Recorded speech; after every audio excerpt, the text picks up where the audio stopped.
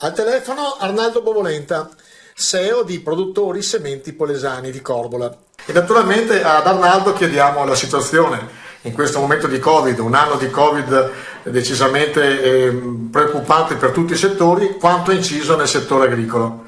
Innanzitutto buonasera a lei e a tutti i suoi ascoltatori. Oserei dire che in questa fase il nostro settore agricolo e agroalimentare non è stato penalizzato più di tanto per quanto concerne l'aspetto pandemico. Soprattutto le aziende agricole che sono riuscite a portare innovazione, a lavorare in un certo modo. La lotta che bisogna fare anche in agricoltura, a mio avviso, è contro la burocrazia. C'è una burocrazia asfissiante e qui ci devono pensare le istituzioni, ci deve pensare anche le nostre associazioni, il nostro mondo che milita attorno all'azienda agricola. In questa fase ci sta dando una grossa mano un progetto che, come lei vede, che è dietro le mie spalle, il progetto Mulino Bianco lanciato questi ultimi 2-3 anni da Barilla, e praticamente questo è uno stimolo per le nostre realtà aziendali a lavorare in modo sostenibile.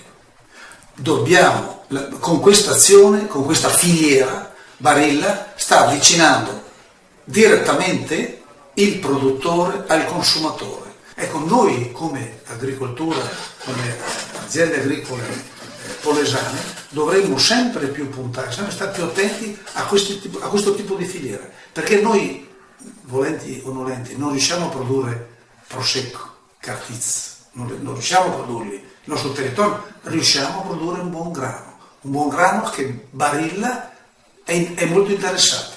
Ecco, un'ultima domanda.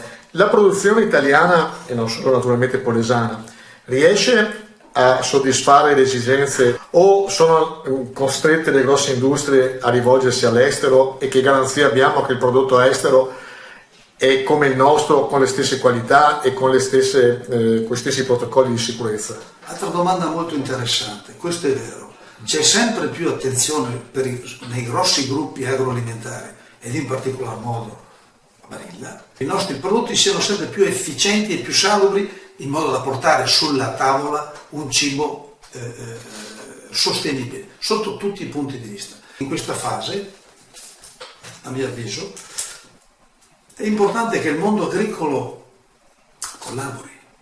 Urge che un efficientamento, a mio avviso, anche per quanto concerne il settore cooperativistico. Già c'è una differenza enorme di organizzazione, di efficienza, di innovazione anche tra i nostri amici e cugini cosiddetti di Ferrara e i nostri cooperative sul Rivo. Le nostre cooperative lo devono assolutamente comprendere, devono assolutamente crescere, anche il mondo cooperativistico deve crescere.